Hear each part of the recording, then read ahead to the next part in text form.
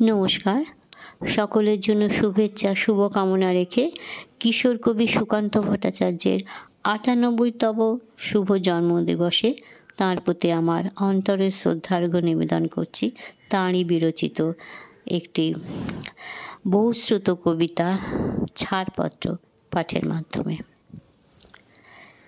যে শিশু ভূমিষ্ঠ হলো আজ রাত্রে, তার মুখে খবর পেলুম সে পেয়েছে ছাড়পত্র এক নতুন বিশ্বের দ্বারে, তাই ব্যক্ত করে অধিকার জন্মমাত্র সুতীব্র চিৎকারে।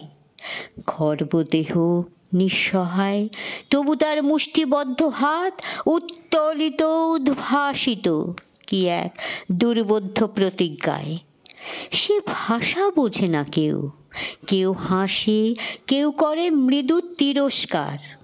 আমি কিন্তু মনে মনে বুঝেছি সে ভাষা। পেয়েছি নতুন চিঠি, আসন্ন যুগের পরিচয়পত্র পড়ি ভূমিষ্ঠ শিশুর অস্পষ্ট কুয়াশা ভরা চোখে।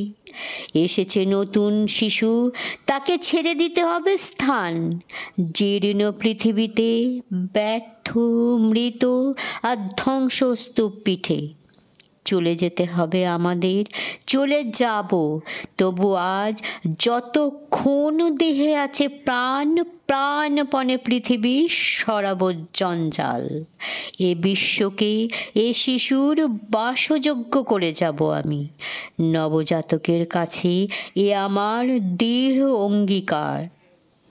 অবশেষে সব কাজ সেরে আমার দেহে রক্তে নতুন শিশুকে করে যাব আশীর্বাদ।